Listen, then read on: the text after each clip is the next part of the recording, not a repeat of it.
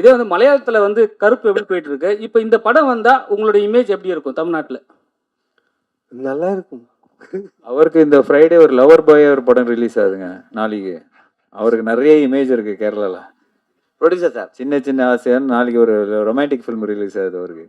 Producer sir sir sir இல்லை producer சொல்லுங்க. பேசும்போதெல்லாம் நீங்கள் ஒன்று சொன்னீங்க, அந்த டெரரிஸ்ட் குரூப்பை பற்றி நாங்கள் பேசலை, அந்த டெரரிஸ்ட் குரூப்னு. அந்த டெரரிஸ்ட் குரூப்னா யார்? எங்களை டெரரிஸ்ட் தான் சொல்கிறீங்களா?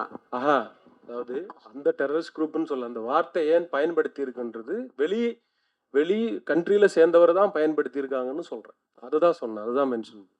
அதாவது இன்னொரு வேற்று கண்ட்ரியில சேர்ந்த ஒருத்தர் தான் அந்த வார்த்தையை வந்து நம்ம ஆளுங்களை அது சொல்றாங்க. அதுதான் அந்த கதைக்களம்னு சொல்றேன் நான். நீங்க எங்க மனநிலையில தான் இருக்கீங்க, டெரரிஸ்டா நினைக்கலாம் இல்ல.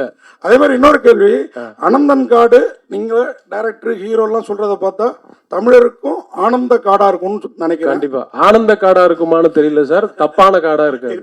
ஆமா, நிச்சயமா நண்பர்களே, தயவுசெய்து இப்ப நீங்க இந்த கேட்ட கேள்விகள் இதோட முடிச்சுட்டு இதை தம்ப்நெயிலா பண்ணாம பாசிட்டிவா சப்போர்ட் பண்ணீங்க நான் நம்புறேன். இல்ல இது ரியா சார், இது வந்து படம் வரும்போது தான் இது. இப்போ நம்ம இது கொஞ்சம் இன்டென்ஸான ஒரு ஸ்டோரி உங்ககிட்ட இப்போ ரிவீல் பண்ணா அதோட சாரஸ்யம் போயிடும். நீங்க என்ன first half of the film is very very important. இப்போ நான் வந்து எல்லாத்தையும் உங்களுக்கு அது கன்வின்ஸ் பண்ணோன்னா என்னால் இப்பயே கன்வின்ஸ் பண்ண முடியாது. கதையை சொல்லி சார் இதைத்தான் சார் நாங்கள் சொல்லியிருக்கோம் நான் சொன்னால் அப்புறம் மூவிக்கு வந்து இது இல்லாமல் போயிடும் இல்லைங்களா. அதனால நீங்கள் பார்க்கும்போது நீங்கள் ரொம்பவே வந்து பாராட்ட தான் செய்வீங்க. அது தப்பான எந்த ஒரு நோக்கத்தோடையும் இந்த படம் எடுக்கல, தப்பான எந்த டயலாகும் இதுல கிடையாது. அது இன்னொரு கண்ட்ரியில உள்ள ஒருத்தர் நம்மளை சொல்றதுதான் அது சித்திரீகரிச்சிரு. நன்றி நண்பர்களே. அப்புறம் முக்கியமா இந்த படத்துக்கு வந்து ரிலீஸ்க்காக மிகப்பெரிய சப்போர்ட் கோகுலம் ஃபிலிம்ஸ், பெரிய பெரிய படங்கள் கேரளாவில் பண்ற ஒரு தயாரிப்பாளர், அவருக்கும் அவரோட குழுவினருக்கும் சுஜித், கிருஷ்ணமூர்த்தி சார் எல்லாருக்கும் என்னோட நன்றி இந்த தருணத்தில் தெரிவிச்சுக்கிறேன். அவங்க ரொம்ப ரொம்ப சப்போர்ட் பண்ணி தான் இந்த படம் இப்போது ரிலீஸ் ஆகுது. ஏன்னா இப்போ இருக்கிற ஓடிடி சினாரியெல்லாம் உங்களுக்கு தெரியும். ஓடிடி எல்லாம் சேல் பண்ணாமல் 60 கோடிக்கு மேலே எடுத்த ஒரு படத்தை இப்போ நம்ம ரிலீஸ் பண்ணுறோம். முழுக்க ஆடியன்ஸை நம்பி தான் நம்ம ரிலீஸ் பண்ணுறோம், கடவுளையும் நம்பி ரிலீஸ் பண்ணுறோம். Thank you so much. Thank you. Indran sir, sir response எப்படி இருக்கு? எங்களுக்கு ரொம்ப நாளாக ஒரு டவுட்டு, நீங்கள் உண்மையிலேயே இன்னோசென்ட் மாதிரி நடிக்கிறீங்களா? அப்புறம் ஆர்யா சாரை பற்றி கேள்விப்பட்டிருக்கீங்களா? நீங்கள் வந்து மலையாளத்தில் இருக்கும்போது அவரை பற்றி இங்கெல்லாம் வந்து ஹீரோயின் கூட அவ்வளோ ஃப்ரெண்ட்லியாக இருப்பார், காசிப் அப்புறம் நிறைய இருக்கும். அந்த மாதிரிலாம் நம்மளுக்கு சான்ஸ் கிடைக்கலாம், அவரை பற்றி கேள்விப்பட்டிருக்கீங்களா? உங்கள் ஒப்பீனியன் என்ன? இது ரொம்ப நல்ல கேள்விப்பா. இது இந்த மாதிரி எல்லாம் யாரும் கேள்வி வைக்க முடியாது. அவர் உங்கள் வயசுக்கு வந்து அனுபவிக்கல இல்லையா? அவர் சைல்டுஹுட் கேட்குறியா நீ?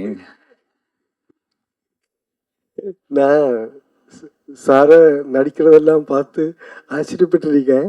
கூட நடிக்கிறதுக்கு இப்போ ஒரு அவசரம் கிடைச்சது இப்போ தான்.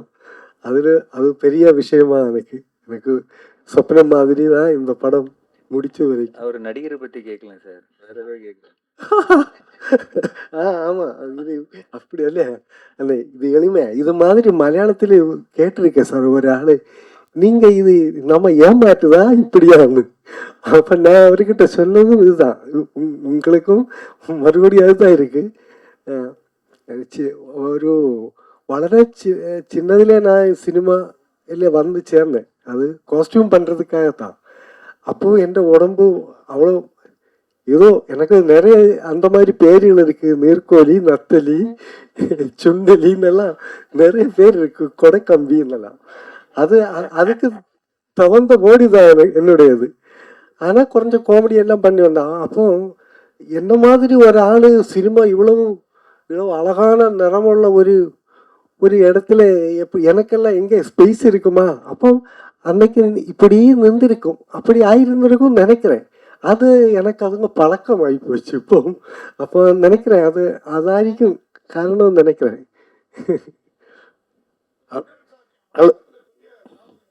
சார் ஹலோ சார், தமிழில் உங்களுக்கு பிடிச்ச காமெடி நடிகர்? ஏன்னா நீங்கள் இன்னைக்கு சீரியஸ் கேரக்டர்லாம் பண்ணுறீங்க, ஒரு பீரியட் காமெடியில் நீங்கள் அங்கே கிங்கு. இன்னைக்கு தமிழில் உங்களுக்கு பிடிச்ச காமெடி நடிகர்? நம்ம குரு மாதிரி தான் நாகேஷ் சார். சின்னதுல இப்போ உள்ளவங்கள இப்போ எல்லாரும் கவுண்டமணி சார் அவர் இப்படி எல்லாம் இப்போ இருக்குது கண்ணாசு நம்ம மற்ற தடிச்சா எல்லாரும் நல்ல காமெடி பண்ணுறது ஈஸி இல்லை சார். ஆனால் எனக்கு அந்த கஷ்டம் தெரியும். அதுதான் கேரக்டர் பண்ணுறது மாதிரி காமெடி பண்ண முடியாது. அது நீங்கள் ஏதோ செய்து யாரும் சிரிக்காமல் எதுனா உள்ள ஒரு மாதிரி உரி போயிடும். அதுதான் சார். டைரக்டர் சார், ஒரு கேள்வி. இந்த படத்தில் ஒரு டயலாக் வருது, இந்த இதில் பார்த்தேன் நான் ட்ரெய்லரில். இலங்கையில் முன்னாடி இருந்த ஒரு டெரர் குரூப்போட ஏதோ ஒன்று அப்படின்ற மாதிரி ஒரு எந்த டெரர் குரூப்பை நீங்கள் மீன் பண்ணுறீங்க? இல்லை, அது சினிமா தான் பார்க்கணும் சார். அது கொஞ்சம் சில சினிமையில் இருக்கிற சில விஷயங்களை இப்போ சொல்ல முடியாது. அதுதான்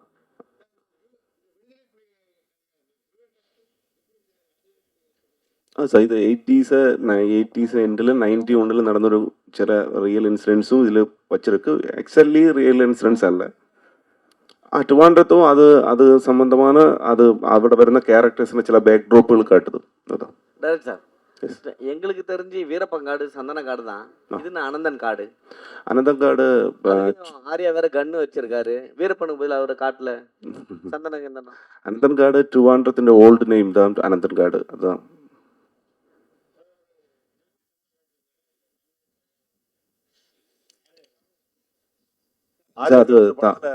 அது படம் அப்புறம் தான் சொல்ல முடியும். என்ன சொல்றாரு? என்ன சார்? இல்ல, அவரு சொல்றாரு நான் தமிழன் சொல்றாரு. அதுல கேள் ஒரு ஆள் ப்ளீஸ். படத்துல அவர் நான் கடைசியில தமிழன் சொல்றாரு.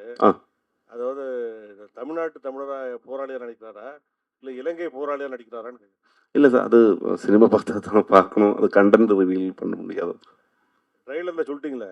ஏன்னா ட்ரெய்லர்ல வருது. இல்லை, ட்ரெய்லர்ல என்ன புரிய வைக்கணுமோ அது மட்டும்தான் சொல்லி இருக்கு சார். மலையாள படங்கள்ல தமிழர்களை கொஞ்சம் கேலி கிண்டல் புரியல சார். ஒரு வாட்டி. என்ன சார்? பொதுவாக மலையாள படங்கள்ல இதுவரைக்கும் தமிழர்களை கொஞ்சம் கேலி கிண்டல் பண்ணி தான் கேரக்டர் ஸ்கெட்ச் கொடுத்துருக்காங்க. இந்த படத்தில் இப்படி ஆர்யாவை ஹீரோவாக்கி அப்படி பண்ணணும்னு உங்கள் எப்படி ஐடியா வந்துச்சு சார்? ഞാൻ ഓൾമോസ്റ്റ് ഒരു 20 years அசிஸ்டன்ட் டைரக்டராக டைரக்ட் பண்ணியிருக்க ஒரு 5-6 படம். உங்களுக்கு சொல்லி மாதிரி யாரையும் கிண்டல் பண்ணலை. அது சப்ஜெக்ட்டுக்கு எப்படி இருக்குமோ அந்த மாதிரி தான். ஆனால் கிண்டல் பண்ணி அவங்க நிறைய படங்களில் இப்போ சிவாஜி சார் எல்லாம் நடிச்சிருக்கு. மலையாள படத்தில் நிறைய தமிழ் ஆளுகள் அங்கே வந்து பண்ணுது. ஆனால் கிண்டல் பண்ணி அப்படி பண்ணுறது தெரியாது. எங்கிட்ட நிறைய ஆதாரம். ஆனால் அது சினிமா சப்ஜெக்ட் வைஸ் அந்த மாதிரி ஏதாவது வந்தோமோ இல்லை அது பர்பஸ்ஃபுல்லி அப்படி பண்ண மாட்டேன். என்ன சார்? சென்சார் முடிஞ்சிருச்சு. ஆரியா சார், உங்களுக்கு கேள்வி. லவ்வர் பாய், சாக்லேட் பாய்ன்ற இமேஜ் எல்லாம் மாறி சார்பட்டா பரம்பரை அந்த மாதிரி மிஸ்டர் எக்ஸ் இது மாதிரி எல்லாம் போயிட்டு உடம்பெல்லாம் முறுக்கேறிடுச்சு. பழைய இளமையான ஆர்யாவை எப்போ பார்க்கறது? காதல் காட்சிகள், மொத்த காட்சிகள் இது மாதிரியெல்லாம் இருக்கிற பழைய ஆர்யாவை திரும்ப எப்போ படங்கள்ல பார்க்க? அடுத்த படம் அதுதானே, ஆர்யா 40ன்னு ஒன்று பண்ணிட்டு இருக்கேன். ஸோ நீங்கள் அந்த ஸ்டில்ஸ்லாம் பார்த்துருப்பீங்க. ஸோ அந்த படம் வந்து ராம்காம் தான். ஒரு ஜாலியான ஒரு இப்போ ராஜா ராணி மாதிரியான ஒரு நல்ல அழகான ஒரு ராம்காம் தான். Right sir. ட்ரெய்லர்லேயே ஒரு டெரரிஸ்ட்டுன்னு சொல்லி அதுக்கு முன்னால் ஒரு கெட்ட வார்த்தை சொல்கிறீங்க. அது வந்து மறைமுகமாக வந்து தமிழ்நாட்டில் என்ன சார் புரியல? ஒரு ஒரு கெட்ட வார்த்தை சொல்லி டெரரிஸ்ட் குரூப் அப்படிங்கிற மாதிரி ஒரு லைன் வருது ட்ரெய்லரில். உங்களுடைய பார்வை வேற, தமிழ்நாட்டு தமிழ் ஜனங்களுடைய பார்வை வேற. ஏன்னா எங்களுடைய எங்களுடைய வழி, எங்களுடைய இது வேற. அந்த டெரரிஸ்ட் குரூப்புங்கிறத வந்து நீங்கள் எப்படி காமிக்கிங்க? பாசிட்டிவாவா நெகட்டிவா? ஏன்னா எங்களுக்கும் ஃபீலிங் இருக்கும். நாங்கள் 1 லட்சம் 2 லட்சம் பேரை இழந்திருக்கோம். நிறைய பிரச்சனைகள் இருக்குது. உங்களுடைய தாய்மொழி இருக்குது. மலையாள படங்கனால கேட்குறோம், இது எப்படி காமிக்கிறீங்க? இந்த படம் அந்த நீங்கள் மென்ஷன் பண்ணுற டெரரிஸ்ட் குரூப்பை டீஃபைம் பண்ணி ஒரு ஷாட்டு கூட கிடையாது. அவங்களுடைய லைஃப் தான் இந்த படம் ஃபர்ஸ்ட் ஹாஃபில். ஓகேங்களா? அவங்களோட லைஃப்பும் ட்ரிவாண்ட்ரத்தில் உள்ள சாதாரண ஒரு காலனியில் உள்ள ஒரு 4 பேரோட லைஃப்பும் இணைந்து சித்திரீகரிக்கப்பட்டிருக்கிற ஒரு படம். ஓகேங்களா? அதில் நீங்கள் சொன்ன அந்த கெட்ட வார்த்தை பேசுகிறது வந்து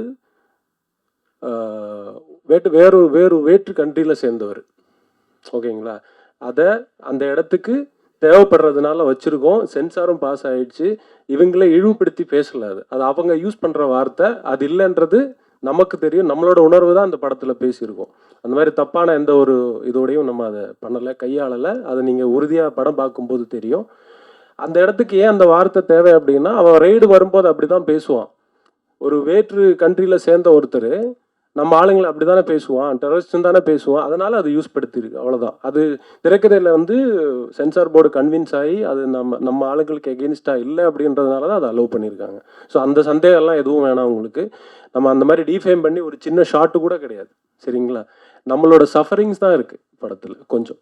ஓகே ஆரியண்ணா சார், எல்லா கதையும் இப்போ சொல்ல முடியாது இல்லை சார். சார் அப்போ படத்தில் படம் என்ன சார்? இப்போ படத்தில் நீங்கள் என்ன சார் பார்ப்பீங்க? முழுக்க கிடையாதுங்க, நான் தான் சொல்லிட்டேனே. அது கொஞ்சம் கேரளாவில் சேர்ந்த ஒரு 4 பேரோட கதை. இது ரெண்டும் இணைஞ்சு தான் இந்த கதை இருக்குது. ஸோ படத்தை பாருங்கள் சார், உங்களுக்கு பிடிக்கும்படி தான் இருக்கும். நீங்கள் படத்தை பார்த்து இது பண்ணுங்க. தேங்க்யூ. ஆரியாண்ணா இங்கண்ணா, அதாவது நீங்கள் வந்து தமிழர்களுடைய வலி வேதனை வந்து உங்களுக்கு நல்லாவே தெரியும். அதாவது ஈழத் தமிழர்களை பற்றின எல்லா வலி வேதனையும் நல்லா அறிஞ்சவங்க தான் நீங்கள். இந்த படத்தில் வந்து எங்கேயாவது ஒரு இடத்துல நம்ம தமிழர்களுடைய மனம் புண்படுற மாதிரி ஏதாவது காட்சியில் நீங்கள் நடிச்சிருக்கீங்களா? ஏன்னா நீங்கள் மகாமுனி மாதிரி நல்ல படங்கள்லாம் நடிச்சிருக்கீங்க. இந்த படத்துக்கு இந்த ஸ்டோரி வந்து உங்களை எங்கே இம்ப்ரெஸ் பண்ணுனது, அதை பற்றி சொல்லுங்கள். இந்த ஸ்டோரி இம்ப்ரெஸ் பண்ணதே வந்து அந்த கேரக்டர் தாங்க. ஸோ அதனால தான் இந்த படம் பண்ணது. ரொம்ப ஒரு இமோஷ்னலான ஒரு ஸ்ட்ராங்கான கேரக்டர். நீங்கள் படம் பார்க்கும்போது உங்களுக்கு தெரியும் எந்த அளவுக்கு அவர் ரொம்ப சென்சிட்டிவான ஒரு விஷயம், ரொம்ப ஒரு சென்சிபிளாக, ரொம்ப இமோஷ்னலாக, அவ்வளோ பேட்ரியாட்டிக்காக பண்ணியிருக்காருன்னு உங்களுக்கு தெரியும். ஸோ அவர் சொன்ன மாதிரி இந்த கதையெல்லாம் இந்த கேரக்டர்ஸ் வந்து அந்த ட்ரிவாண்ட்ரம் வரும்போது என்ன நடக்குது, என்ன ஆச்சு, அவங்களோட கொள்கை என்ன, நம்மளது என்ன, எதனால இந்த பிரச்சனை வந்தது. ஸோ நிறைய விஷயங்கள் இருக்குது அந்த அதனால தான் முரளி கோபி வந்து அவர் நிறைய லேயர்ஸ் இருக்கும் அவரோட கதைகளில். ஸோ நிறைய லேயர்ஸ் சேர்ந்து எப்படி அது கிளைமேக்ஸுக்கு வரைக்கும் தூக்கிட்டு போகுது, கிளைமேக்ஸில் என்ன நடக்குது. ஸோ இதுதான் இது ப்ராப்பர் ஒரு எல்லாருக்கும் புரிகிற மாதிரி ஒரு ப்ராப்பர் ஆக்ஷன் ட்ராமா தான். அது பொலிட்டிக்கல் பேக்ட்ராப் இருக்கும்.